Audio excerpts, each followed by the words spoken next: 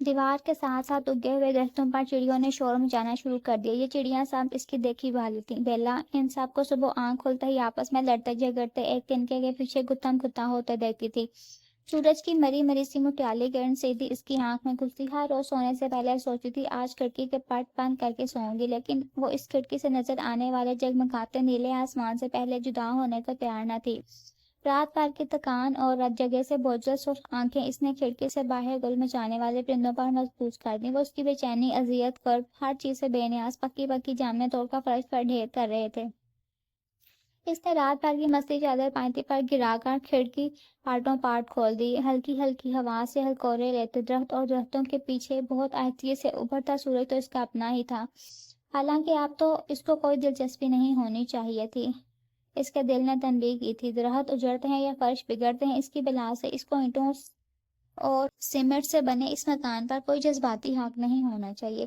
کتنی سستی اور بیزاری سے بیدار ہوتی صبح نے سارے شہر میں تہلکہ مچا کر رکھ دیا۔ بار والے، جمع دار، دودھ والے، میونسپل کمیٹی کے ٹرک پر 7-8 جمع دار اونچے قد کی جھاڑویں لے کر سڑک کو ٹریفک شروع ہونے سے پہلے چمکانے کی جدوجہد میں تھے۔ ابھی تھوڑی دیر میں ٹریفک کا سیلاب گھروں سے کیچڑ پہیوں میں لپیٹ کر نکلے گا اور سرمائی سڑک کو غلاظت میں لپیٹ کر چال دے گا۔ یہ سڑک بھی اس کی اپنی تھی اور سائیکلوں پر سوار ہین کے بٹنوں کے دودھ بیچنے والے بھی، تیز تیز پیڈل مارتا وہ جوان ہمت والا اخبار والا بھی، وہ بچوں کے ڈھانس کی طرح ایک اڑان میں اخبار دیوار سے پوسٹ تک پھینک ڈالتا۔ ہاں، ایک وقت تھا وہ اس بار جو اس کو اخبار کی شدت سے ضرورت تھی، وہ دوڑتی ہوئی اخبار اٹھا کر سیڑھیاں چڑھ جاتی، لیکن اب کوئی خبر، کوئی واقعہ ایسا نہیں رہا تھا جو نیا ہو، جس کو سننے کی خواہش رہ گئی ہو۔ اس نے گھڑی دیکھی، برآمدے میں ٹرالی کی رگڑ کے ساتھ برتنوں کی چھن چھن اس بات کی علامت تھی کہ آیا اماں جان جاگ گئی ہیں۔ آیا اماں کے دل میں وہ خوراک رکھا تھا جس کا ایک سرا اس کی پلکوں سے جڑا تھا۔ ادھر اس کی آنکھ اور ادھر دروازے پر دستک ہوتی ہوئی آئیے اماں، اس کے چہرے سے ساری تکان دھو کر بشاشت سمیٹ لی۔ ان افسردہ لوگوں کو مایوسی میں لپیٹ دینے کا کیا فائدہ؟ انسان اپنا ذرہ بستر پہنے رہے تو محفوظ بھی رہتا ہے اور لوگوں کی طرز کھاتی نگاہوں سے بچا بھی۔ سو اس نے خوش ہلکی اور مسکراہٹوں کے ہول میں آیا اماں کو رسید کیا۔ آج تو بہت کام ہے آیا اماں، اور ریل کار سے پھپھو کو لینا ہے، بخشی چاچا کو یاد دلا دینا مجھے کہیں جانا ہے ضرور، تم جاگ گئی بیٹا؟ آیا اماں نے اس کی تقریر پر توجہ ہی نہ دی۔ رات نیند ٹھیک سے آئی؟ آیا اماں نے پاپا کے بعد یہ فکر اپنی عادت بنا لیا تھا۔ ان دونوں نے شک سے ایک دوسرے کے سر آنکھوں کو دیکھا، پھر وہ نظریں جانے لگی۔ یاد دہی ہوگا بیٹا اماں؟ آیا اماں نے بہت گہرا سانس لیا۔ وہ کوئی پہلی مہمان تو نہیں آ رہی؟ واقعی ابھی کچھ دن پہلے اس گھر میں جو کہرام مچا تھا وہ ٹھنڈا نہیں پڑا تھا۔ لوگ بڑی مصیبتوں سے دور دراز کے سفر کر کے پاپا کا پرسہ لینے آتے، لیکن اس کے دل میں آگ لگا کر رخصت ہو رہے تھے۔ وہ آنسو بہا کر اپنے آپ کو چوک میں نہیں کھڑا کرنا چاہتی، اس کو بہادری کے سارے اعزاز سمیٹنے کا شوق تھا، شاید اس لیے تائی ماں نے جاتے ہوئے اس کے خوب لتے لیے تھے۔ ان کے گمان میں وہ نہایت بے لگام اور خودغرض لڑکی تھی جو باپ کی ناگہانی وفات پر آنسو بہانے کی جائے اس لیے خوش پھرتی تھی کہ وہ اچانک اتنی بڑی دولت کی مالک بن گئی۔ وہ خاموش رہتی تھی۔ تائی اماں کے ساتھ ولید بھائی تھے، حالانکہ ولید بھائی سے کبھی برے نہیں لگے۔ وہ جب بھی ان کے ہاں آتے سوغاتوں سے لدے پھندے اور اس کو چھوٹی سی بچی سمجھ کر مذاق کرنے سے باز نہیں آتے تھے، اور یہی تائی اماں تھی جو ولید بھائی کے حملوں سے اپنے سینے کی پناہ میں لیے انہیں برا بھلا کہتی رہتی۔ اے ہارٹ کم وقت کیا دیوانہ ہوا ہے، زندگی اسی دیواروں اور چھتوں کے نیچے تبدیل ہو جاتی ہے۔ دراصل یہ حفاظت اور پناہ کا احساس اینٹ مٹی سے نہیں ہوتا، یہ لوگ ہی ہوتے ہیں جو ہمیں ہر طرح کی آفت سے پناہ میں لیے رکھتے ہیں۔ حالانکہ اس کے تمام عزیزوں کا کوئی قصور نہیں تھا، تائی اماں کا بھی نہیں۔ وہ اس کو لینے ہی تو آئی تھیں، صدقے قربان ہوتی اپنے شوہر مرحوم کی آخری نشانی کی وفات پر بیان کرتی۔ بیوقوف تھی تو بیلا تھی جو اس نے چکراتے اور بخلاتے سال کے ساتھ سب کے سامنے سارا کچا چٹا کھول کر رکھ دیا۔ وہ شخص سمجھ بھی نہ پائی کہ ولید بھائی نے اچانک آنکھیں کیوں پھیر لیں اور تائی اماں کو اس کی ذات میں ہر طرح کا کیڑا کیوں نظر آنے لگا، حالانکہ بھی پاپا کی زندگی میں ان کی زندگی کا مرکز تھے۔ وقت انسان کو بہت جلدی معتبر بنا دیتا ہے، شاید اسی لیے پھولوں میں ہلکورے لیتی لڑکیاں کانٹوں کے چبھنے پر بھی واویلا نہیں ہو جاتی۔ نامو کلیمی سے لینے آئے تو اتنی عقل اس میں آ گئی کہ سائی رام کہانی سنانے کے لیے اس نے محبت بھری معذرت کر لی۔ کوئی بات نہیں ماموں، یہاں نوکر سب پرانے ہیں اور یہ گھر ہے اور یہ گوشی کے ساتھ ہی رہتی ہے، یہ ہر وقت خیریت معلوم کرنے آتی رہتی ہے۔ ہاں جا بھی دل گھبرایا آپ کے پاس ضرور آؤں گی۔ وہ رخصت ہوتی ممانی کی آنکھوں کی نفرت پلکیں جھپک جھپک کر ڈالتی رہی تو گویا خاندان بھائی کی نظر میں بیلا ہو کر گستاخ اور نیری بات تہذیب ہونے کی شہرت پا چکی تھی۔ ان کی دیوار کے اس طرف گوشے وغیرہ اس وقت آ کر آباد ہوئے تھے جب ابھی بہت چھوٹی چھوٹی تھی۔ انکل ٹرانسفر ہو کے ان کے شہر میں آئے تو اس نئی جگہ پر نہ ان کا دل لگتا تھا نہ آنٹی کا۔ یہ پاپا ہی تھے جن کی وجہ سے اپنے اجنبی شہر بھی اپنا بن گیا۔ اس کی آنکھوں کے سامنے بیلا کی ماں مرض الموت میں مبتلا ہوئی تھی۔ انہیں لوگوں نے زندگی کے آخری ایام میں ان کی خدمت کی۔ یہی وہ لوگ تھے جنہوں نے پاپا کو اس حالت میں دیکھا تھا۔ شام کو ایکسرسائز کرنے کے لیے لان میں دوڑتے وہ ساتھ دوڑتی، دن بھر کی رپورٹ سنا نہ لیتی تو بے چین رہتی، کالج کے قصے، دوستی کی باتیں، بیوقوف کوشی کی حماقتیں۔ پھر وہ برآمدے میں آ کر پسینہ پوچھنے لگتے تو وہ بڑی شاندار چائے بنا لیتی۔ گوشی چائے کی پیالی ہاتھ میں تھامے وہ وہیں دیوار کے نیچے آ کر چلاتی۔ گوشی سٹول پر چڑھ کر دیوار پر لٹک جاتی۔ وہ جانتی تھی ایسا ہی ایک سٹول دیوار کے دوسری طرف انہیں مقاصد کے لیے پہلے سے موجود ہوتا ہے۔ وہ دیوار سے اچھل کر سٹول پر اور سٹول سے زمین پر آ جاتی۔ ٹرے میں ہمیشہ 3 پیالیاں موجود رہتی۔ اماں وہ پروٹیسٹ کرتی، حالی چائے انکل، وہ چلاتی، کیا اس حقیر چائے کے لیے آپ مجھے آوازیں دے رہے تھے؟ تم بہت موٹی ہو رہی گوشی، اماں نے ایسے کہا، لیکن میں جان بوجھ کر چھوڑ آئی ہوں، بیلا اتراتی۔ پاپا اپنی ساری سال بھوک کر اپنے پیٹ میں گوشی کے لیے چھپا کر لائے پکوڑے بھر لیتے۔ وہ دونوں شرط لگا کر کھاتے اور جانے ان میں سے جیتتا کون تھا۔ پھر شام کو پاپا نہا دھو کر اپنے بزنس کمیونٹی کے ساتھ کلب نکل جاتے۔ ممی کے انتقال کے بعد بیلی کو گوشی کے گھر سے آگے جانے کی اجازت بھی نہیں تھی۔ وہ پاپا کہنے سے پہلے پوری شام بیڈمنٹن کھیل کر گزارتی۔ گوشی نے آج پھر زیادہ کیلوریز لے لی تھی۔ بیلا کے ساتھ پاپا کا بس یہی شام بھر کا ساتھ تھا، لیکن اس رتی بھر ساتھ میں کوئی چیز ادھوری نہیں رہ جاتی تھی۔ پھر وہ اور گوشی ہوتی اور شرطیں لگا کر کتابیں پڑھتی، نئی ترکیبیں باورچی خانے میں تختۂ مشق بنتی، اتنی کہ رحیم چاچا عاجز آ جاتے۔ ان کے خیال میں اتنی اچھی لڑکیوں میں سلیقہ نام کی کوئی چیز نہ تھی۔ جس دن وہ کوئی چٹنی سبزی بناتی، اس دن تو باورچی خانہ برتنوں سے اور کوڑے کی ٹوکری سبزیوں کے ترن سے بھر جاتی۔ وہ دونوں ایک دوسرے پر چیختی چلاتی، لیکن ہمیشہ ایک آنچ کی کسر رہ جاتی۔ کبھی کھان پھوڑ ڈالنا یاد نہ رہتا، کبھی سبزیوں میں چمچہ چل چل کر بھٹا بن جاتا۔ ٹی وی کی بےہودہ شور سے بےہودہ نشریات بھی کشن پیٹ میں ٹھونس کر بیٹھ کے دیکھنا بہت اچھا لگتا۔ پاپا رات گئے آتے وہ کبھی بزنس اور اس کے جمیلے صاحب نہیں لاتے تھے، سوائے مینیجر صاحب کے گھر میں کسی کا آنا جانا نہیں تھا۔ لیکن گھر میں کسی عورت کے نہ ہونے کی وجہ سے باہر کے لوگوں کو گھر میں آمد و رفت گویا ان کے جگہ جگہ پھرنے سے خوف زدہ ہوتے تھے۔ دراصل اپنی ذات پر سے ان کا اعتبار اٹھتا جا رہا تھا۔ وہ شاید بیلا کو کھونا برداشت نہیں کر سکتے تھے۔ وہ لوگ سر کھا کر اپنے کمرے میں چلی جاتی تو پاپا آفس والے کمرے میں جا بیٹھتے۔ انہوں نے کسی کے لیے پابندیاں عائد نہیں کی تھی، لیکن بیلا سمجھتی تھی کہ پاپا کسے پسند کریں گے۔ گوشی دندناتی ہوئی سیڑھیاں پار کرتی جا دھمکتی، پاپا جانتے تھے وہ چیختی چلاتی رہے گی، اسی لیے ان کو کاغذات سمیٹ کر پین ہولڈر میں اٹھا کر اس کی طرف متوجہ ہونا پڑتا۔ آخر آپ لوگ کتنا پیسہ کمانا چاہتے ہیں؟ دیکھو بیبی، وہ رسان سے سمجھاتے، پیسہ کمانے کے لیے کوئی ٹارگٹ نہیں ہوتا۔ آپ کسی بزنس مین کو یہ نہیں سمجھا سکتے کہ آپ کا ہدف یہ ہے، بس اتنا پیسہ آپ کو کمانا ہے۔ اگر تم کچھ دن کے لیے میرا سر کھانا چھوڑ دو تو میں بہت بڑے پروجیکٹ پر کام کر رہا ہوں، اتنے اہم اور آگ پروجیکٹ پر گئی، اور یہ بیلا کہاں رہ گئی جو تم میرا ساتھ کھانے آ گئی؟ وہ رسانے سے اتر کر جھنجھلانے لگے، کچھ نہیں، صرف ایک تقریر ہی کرنی تھی۔ پھر اسے ناپس میں نے ڈاکٹر شاہد کو فون کر کے بلا لیا۔ وہ ایک مدت سے پاپا کے دوست تھے، جب آتے تو گھر بھر کا جنرل چیک اپ ان کے ذمہ ہوتا، حتیٰ کہ وہ گوشی کے ابو کو بھی بری نہیں کرتے تھے۔ وہ نیچے آ کر بہت خوفا ہوئے، انہیں بولا کو الگ سے جھاڑا، اپنے باپ کا نمک چینی یہ سب کچھ بند کر دو ایک دم۔ اس نے کیمپس جاتے جاتے پہلی مرتبہ اپنے باپ کا اترا اترا چہرہ دیکھا۔ پاپا انکل شاہد کی صفات پر ناراض ہو رہے تھے۔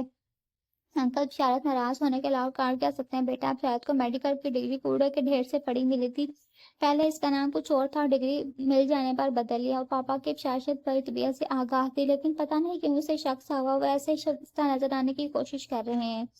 بعض چیزوں پر شک کا فائدہ ہمیں شدید نقصان پہنچاتا ہے، اس لیے اگر وہ اس وقت پاپا کی شگفتی کے دھوکے میں نہ آتی تو اتنا بڑا نقصان نہ اٹھاتی۔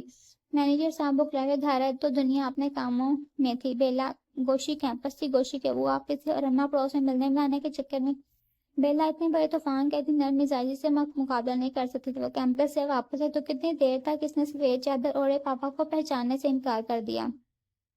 اسے لگا اس کی بساط ختم ہو رہی ہے۔ آسمان زمین گڑمڑ ہو کر چکرا رہے ہو، تم ہمیشہ کی کام چور اور کاہل ہو۔ گوشی دیوار سے سٹول کے سہارے چھلانگ مار کر اٹھتی۔ تمہیں پتا تھا آج تمہیں ہر حال میں کیمپس جانا ہے، ابو چلے گئے ہیں، ساری صبح وہ ہارن بجاتے رہے، رک جاؤ گی، بسوں سے دھکے کھاتی مجھے خواہ مخواہ خوار کرو گی۔ رحیم چاچا ناشتہ وہ کرسی گھسیٹ کر میز بجاتی۔ بیلا جانتی تھی وہ کیوں چلاتی ہے، کیوں بار بار غصے میں آتی ہے، صرف اس لیے کہ گھر میں پڑے اس جمود اور سناٹے کو توڑے۔ ہم آنکھیں بند کر کے بھی تو آسانی سے انسان سے بھاگ لیتے ہیں۔ وہ یہ تاثر دینا چاہتی تھی اس گھر سے ایسا کوئی شخص غائب نہیں ہوا جس کے بغیر یہ دنیا تتر بتر ہو جائے، لیکن آج کا لیکچر مس کیا تو کل سے میں تمہارا انتظار نہیں کروں گی۔ وہ کسی بے ضرر سی چیز کو لڑکا دیتی، سناٹے میں ارتعاش پیدا ہوتا، لیکن یہ بہت عارضی، بہت مصنوعی ہوتا۔ حقیقت آنکھیں پھاڑے ایسے نظریں کترانے والوں کو گرفت میں لینے کی منتظر رہتی ہے۔ کیا اس طوفان بدتمیزی سے بلائیں ٹال جاتی ہیں، حقیقت چھپ جاتی ہے۔ گوشی کا خیال تھا دھاڑے مار مار کر روئے گی، بے ہوش رہے گی اور شاید اسی صدمے کو سہارنے کے لیے زندہ بھی نہ رہ سکے۔ لیکن اس نے جس استقلال اور جرأت سے اس مصیبت کا سامنا کیا، اس نے گوشی کو بھگلا دیا۔ اسے تو اچھا تھا سینہ کھول بھی کرتی، بال نوچتی، جاہل عورتوں تک چلا چلا کر بیان کرتی، لیکن یوں خاموش رہ کر اپنا سینہ شک نہ کر لیتی۔ وہ چچوری نہیں تھی، اسے دکھاوا پسند نہیں تھا، وہ بھیک منگی بھی نہیں تھی، اس لیے اس نے عام اور معمولی لوگوں کی طرح اپنے باپ کے صدمے کو چیخ چلا کر نہیں منایا، نہ ہی ان لوگوں کو یہ یقین دلانے کی کوشش کی کہ باپ کی موت نے اس کو ویران کر دیا، نہ ہی اس کو لوگوں کی مجبوری کی خیرات چاہیے تھی۔ اس کو خیرات میں ملے ایسے کندھے کی ضرورت نہیں تھی جس پر سارا کو آنسو بہا سکے۔ پھر بین کرنے رونے دھونے سے اسے ملتا بھی کیا سوائے ترس کھاتی تماشا دیکھتی نظروں کے، جھوٹی ہمدردی، روکھے دلاسوں کے۔ باپ تھا تو بالکل بچی تھی، باپ نہ رہا تو وہ خود باپ بن گئی۔ پاپا نے اسے کسی مصیبت، کسی دکھ کے سامنے لا کھڑا کیا کر دیا تھا۔ وہ لاڈلی تھی، اس کے حصے کے سارے دکھ کو خود جھیل کر ایک پرسکون بھری پھولوں کی ٹوکری اس کے لیے لے آتے تھے، لیکن پاپا نے اس کو جینے کا راستہ خود ایکٹ کر کے دکھا دیا تھا۔ وہ صابر آدمی کا رول کرتے تھے، وہ حاضر کے آدمی کی طرح سٹیج پر چڑھتے تھے، وہ باہمت اور استقلال آدمی کی ایکٹنگ کرتے تھے۔ ان کے ماسک یہیں تو پڑے تھے، قدم قدم پر اس کی راہ میں بکھرے۔ اس نے سکون سے ایک غلاف خود پر چڑھا لیا، وہ ویسی ہی بن گئی، باوقار اور پرتمکنت۔ جس دن سے لوگ پاپا کو کندھوں پر اٹھا کر لے گئے تھے، گھر رنگ برنگے لوگوں سے بھر گیا تھا۔ کئی مرتبہ گوشی کے ابو نے مہمانوں کے درمیان مداخلت کی، کئی مرتبہ کتنی ہی چیزوں پر آنٹی نے بے ساختہ ٹوکا۔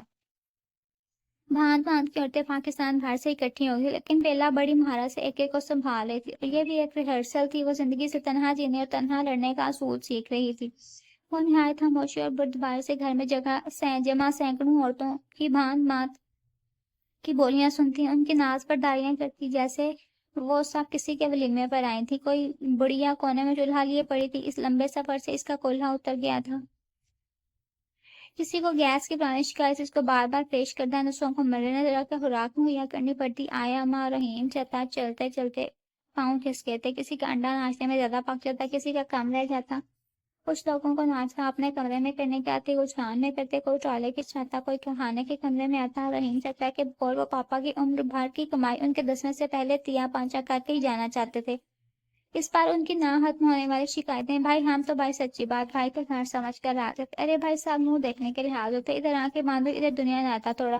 وہ تحمل سے ایک ایک شکایت سنتی، بوقت ضرورت آیا ماں اور رحیم چچا کو تنبیہ کرتی، ان سب کی مساج پرسی کرتی جیسے وہ اس کے دلار سے بلائے گئے چہیتے ملنے والے تھے۔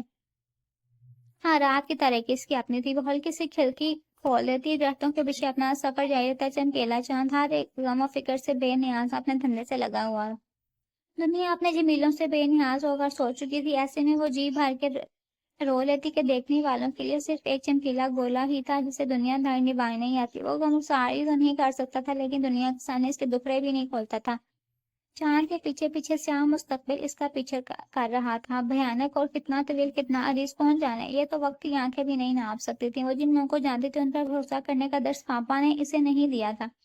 وہ خاموش چارپائی پر بڑی چھت پر آنکھیں گاڑے زندگی کے مختلف پلان بناتی جاتی، رات بھر جیسے گٹا برسے، صبح آسمان زمین دھل کر نکھر جائیں۔ وہ صبح اٹھتی تو تازہ دم اور شاش پہ شاش لگنے لگتی، ساری مجبوریاں محرومیاں وہ ایک جھٹکے سے بستر میں جھاڑ کر ہلکی پھلکی ہو جاتی۔ باہر آتی تو جمائیاں لیتے مہمان اس کے کمروں سے بیزار صورتیں ادھر سے ادھر گھومتے نظر آتے۔ چچی صبح صبح تازہ پھولوں کا گلدستہ نوچنا شروع کر دیتی، کیسی حیران مائی لڑکی پالی تھی بھائی، ہر چیز کو ٹکر ٹکر دیتی تھی۔ کمرے میں پھوس جانا اچھا رہتا ہے، پھر لوگ عقل سکھاتے دعوت دینے لگے۔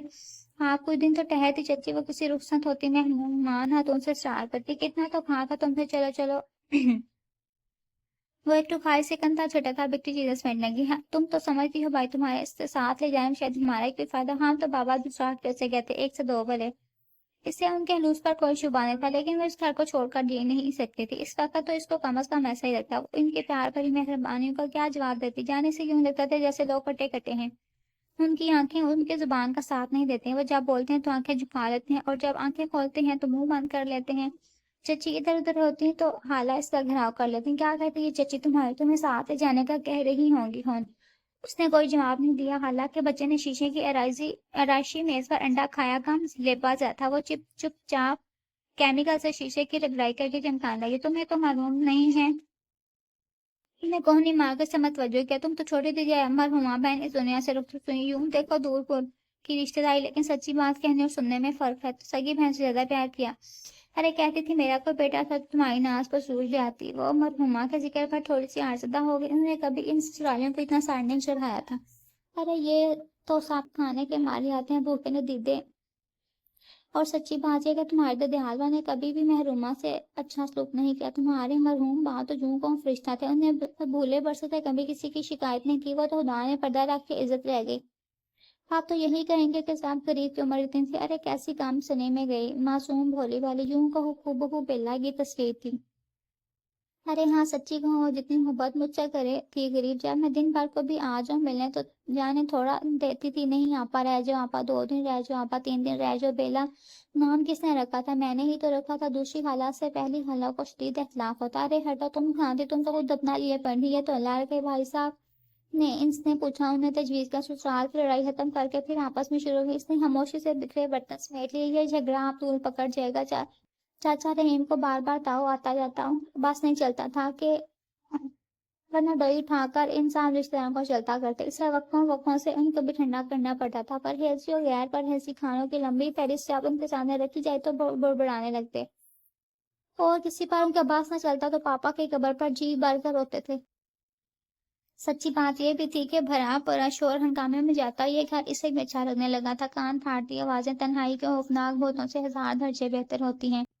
कमरे के अलावा लाउंज में, बरामदों में, ड्राइंग रूम में वो जहाँ से गुजरती जगह और लोगों इनके सामानों से भरी मिलती। हालांकि वो जानती थी उन्हें एक दिन जाना है, लेकिन वही अकेलेपन का खौफ फिर इसका जरा पकड़ तोड़कर इसे बुजदिल बनाने की कोशिश करता। हाँ इसे मालूम था अंजाम का एक दिन सबको बोरिए बिस्तर बांध कर चले जाना है, लेकिन इसने ये कभी नहीं सोचा था कि उनका ये जाना किस हिसाब किताब में पड़ेगा। ताई अम्मा ने फैसला कर दिया था कि वो अपने देवर का 10वां बड़े तस्वीर एहतजाम से करेंगे। अरे इस खानदान का वो आखिरी चश्मा चुराग था। मरहूम ने किस्मत से नाने नरीना भी नहीं छोड़ी, जिसकी नामलेवा होती उतनी बड़ी जायदाद की वारिस होती।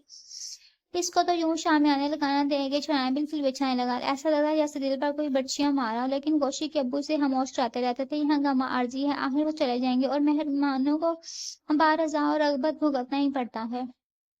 दोपहर का खाना शाम तक चला।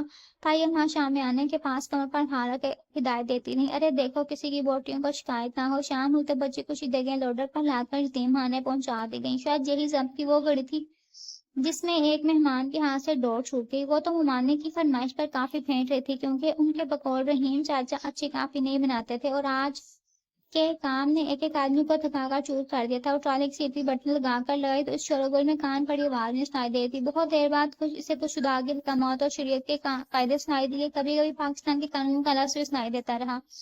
आया मैं बुड़बुड़ाती अपनी कोठी में जा ले रही तो ये यूं था। वो बहुत देर बाद समझ पाई। भाई हाँ विरासत का कानून से रेबत था, क्योंकि पापा की औलादे नरीना नहीं थी, लिहाजा इसके पास खुदा और अल्लाह के रसूल के हुक्म के मुताबिक जो हिस्सा आता था बाकी हिस्सा और रसा में तकसीम होना चाहिए, वरना खुदा के फैसलों के हुक्म अदूली करने वालों को जहन्नम वासिल कर देता है। ये क़यामत की घड़ी थी। इसमें पढ़े लिखे अनपढ़ महज़ब गैर महज़ब एक ही कतार में खड़े थे, एक ही जैसे लग रहे थे। पापा का ये घर भी उनके लिए हमाम साबित हुआ। इनमें से कोई भी पापा के सगे ना थे ना मम्मी के। यहाँ कुछ ज्यादा दूर के रिश्तेदार थे, कुछ कम दूर के। अब उनको यही साबित करना था कि पापा से कितने कम से कम दूर के थे। वो खामोश एक तरफ कोने में तपाई पर बैठी इस हशर को सिमटता देखने की मुंतजिर थी कि दरवाजे पर जोर से बैल हुई। इस गर्दी पोश डाके ने जो शाज ही इसके घर में आता था, जोरदार बैल की लम्हा भाई के लिए बैल की शिद्दत ने सबको हिला दिया। हर शोर मचाता शख्स खामोश हो गया। वो एक रजिस्टर्ड लेटर लाया था, पीले रंग के सब्ज पेशानी वाले अदालती कागज और मोहरों वाले पैर के साथ और भी बहुत से कागज मलफूफ थे। वो उन के साथ एक जगह थे لہٰذا لفافہ مہمانوں کے عین درمیان کھولا گیا۔ وہ ان کاغذوں، رسیدوں، عدالتی گواہوں کا ایک ایک لفظ سمجھنے سے قاصر تھی، البتہ محفل میں بیٹھے سب لوگوں کو صاف سن گیا۔ وہ تو نادان تھی، لیکن مہمانوں میں کوئی اتنا احمق نہیں تھا۔ تل ملا کر برسنے لگے، بیلا سے برہم ہو گئے، اتنی بڑی بات اور ہم سے چھپا کر رکھی گئی، ہمارا مذاق نہ گیا، ہم سے اچھا دھوکہ کیا ہوا۔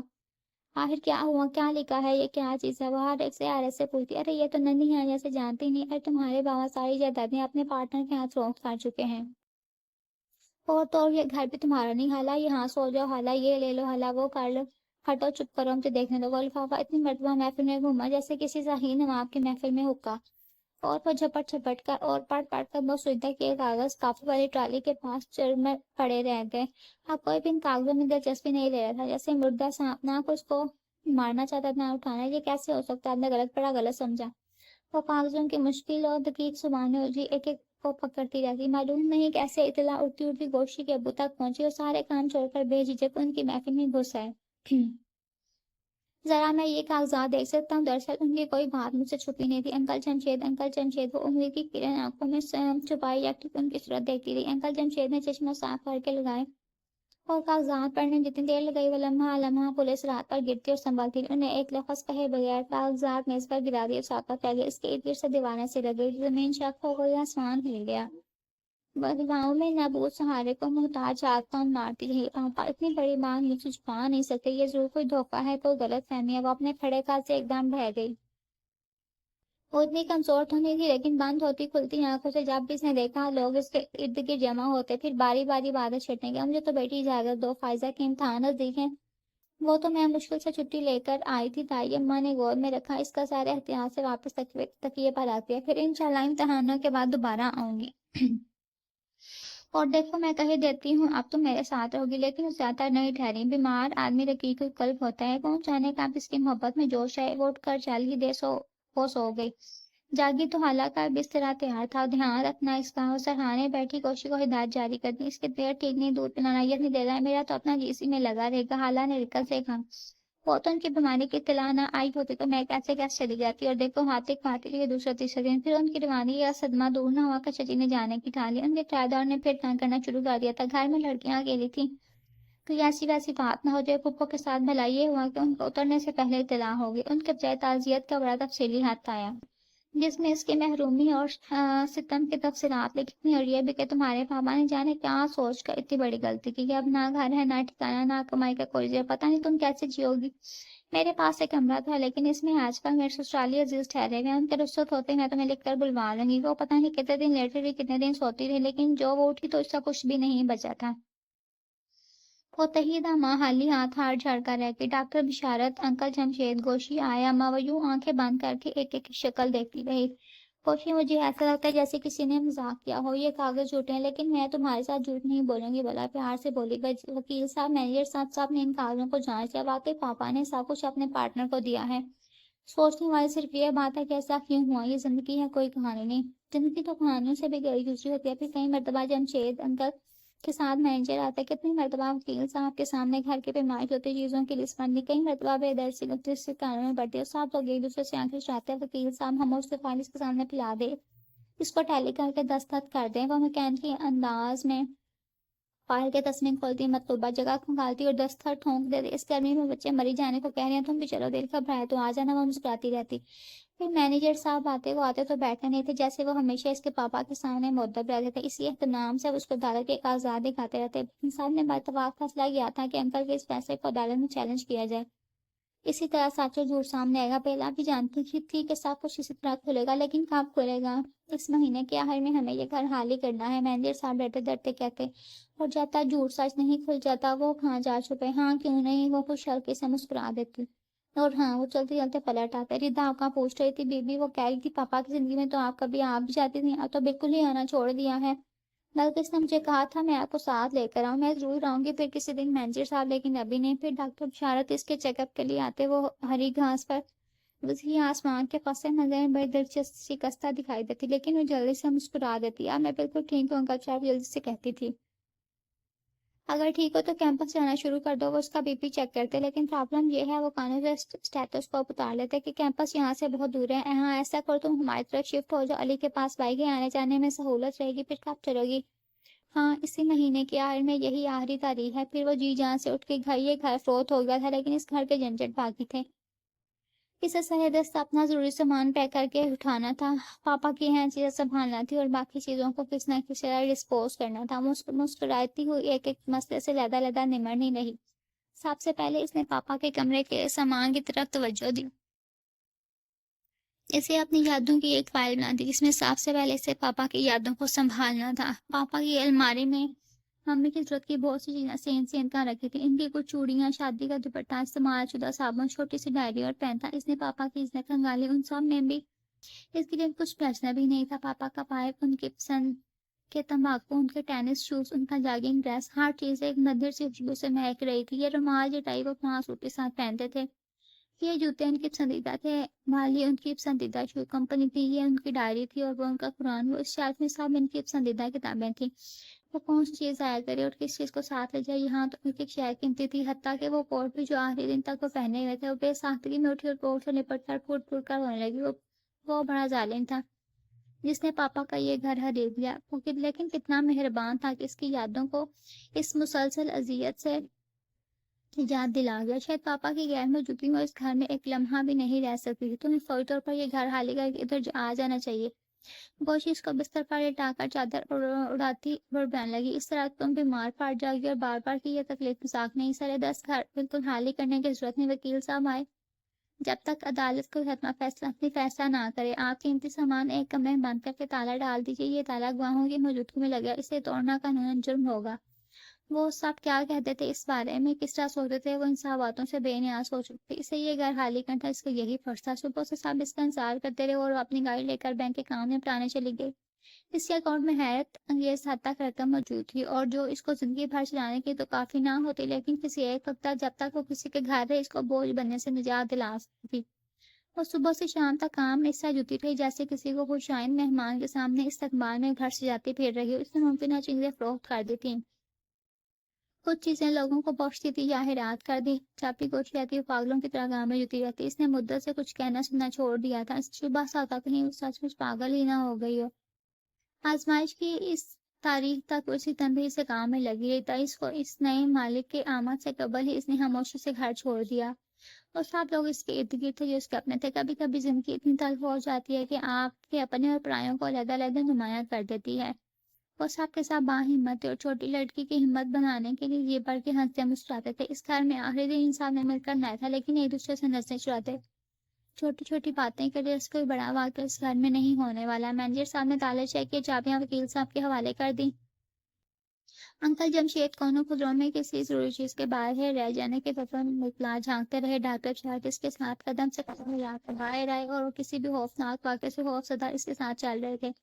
بھائیں بھائیں کرتا خاموش سناٹے میں کھڑا گھر مکینوں کو بڑی خاموش سے دیکھتا رہا۔ یہ گھر بھی کتنا خاموش سامنے ہے، گوشی نے دکھ سے سوچا۔ ایک وقت تھا جب اس گھر نے پاپا کو ممی بیاہ کر لاتے دیکھا، پھر اس گھر نے ایک دن پاپا پیار کا پہلا بیج بویا تھا۔ جب ممی یا ہسپتال سے بیلا کو گھر لائی ہوں گی، وہ دن اس چار دیواری کے لیے مسرت بھرا ہوگا۔ پھر اسی گھر سے وہ خاموش سے رخصت ہولی۔ اس گھر نے پاپا کو بھی خاموش سے جاتے دیکھا۔ گھر جو سب سے ظالم محبوب ہے، وہ کس سے دل نہیں لگاتا۔ یہ تو ہم ہی ہیں جو اپنی ساری یادیں، ساری محبتیں اینٹ چونے کے اس گھر سے وابستہ کر لیتے ہیں، حالانکہ آنے والے زمانوں میں یہ گھر رہے گا، نہ سڑکیں، نہ یادیں، نہ محبتیں۔ اس نے پلٹ کر اس گھر کی طرف نہیں دیکھا تھا، حالانکہ وہاں آوازیں دے کر پتھر بنا دینے والا کوئی نہیں تھا۔ اس کے قدم مضبوط تھے، وہ سکون سے زمین پر اسی وقار اور تمکن سے اٹھ رہے تھے جو اس کے باپ کا حادثہ تھی۔ اس کے ہاتھ سے لگائے گئے پودے تن آور درخت، بہار دیتے پھولوں والے گملے ہلکی آواز کے جنبش سے لہرانے لگے۔ ہاں خدا حافظ، اس نے دل کے دل میں ان کو جواب دیا، لیکن اب وہ صحیح فیصلہ کر چکی تھی۔ وہ نہایت خاموشی سے رحیم چچا کے ساتھ ان کے گھر کی طرف جا رہی تھی۔